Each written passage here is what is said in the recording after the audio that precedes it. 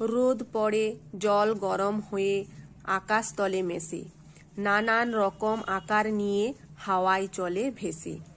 নীল কালো মেঘ বাদল হয়ে ঝরঝরিয়ে ঝরে, বলদ মাঠে নাঙল টানে, পুকুর জলে ভরে। রোদ পড়ে, জল গরম হয়ে আকাশ তলে মেশে।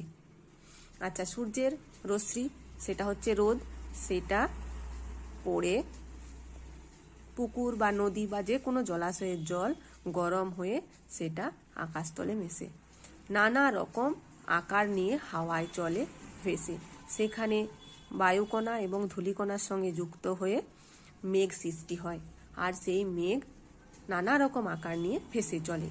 নীল কালো মেঘ বাদল হয়ে, যখন মেঘ ঘন হয়ে নীল এবং তারপরেও কালো হয়, তখন বৃষ্টি রূপে ঝড় ঝরিয়ে আমাদের পৃথিবীতে নামে। বলদ মাঠে নাঙল টানে, সেই বৃষ্টির জলে নাঙল দিয়ে চাষবাস হয়, আর পুকুর নদী জলাশয় জলে ভরে যায়। রোদ পড়ে, জল গরম হয়ে আকাশ তলে মেশে, নানান রকম আকার নিয়ে হাওয়ায় চলে ভেসে।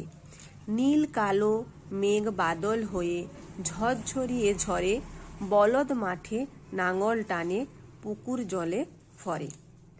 রোদ পড়ে, জল গরম হয়ে আকাশ তলে মেশে। আচ্ছা, সূর্যের রশ্মি সেটা হচ্ছে রোদ, সেটা পড়ে পুকুর বা নদী বা যে কোনো জলাশয়ের জল গরম হয়ে সেটা আকাশতলে মেশে। নানা রকম আকার নিয়ে হাওয়ায় চলে ভেসে। সেখানে বায়ুকণা এবং ধূলিকণার সঙ্গে যুক্ত হয়ে মেঘ সৃষ্টি হয়, আর সেই মেঘ নানা রকম আকার নিয়ে ভেসে চলে।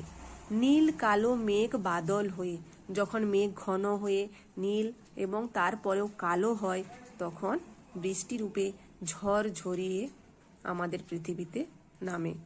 বলদ মাঠে নাঙল টানে, সেই বৃষ্টির জলে নাঙল দিয়ে চাষবাস হয়, আর পুকুর নদী জলাশয় জলে ভরে যায়।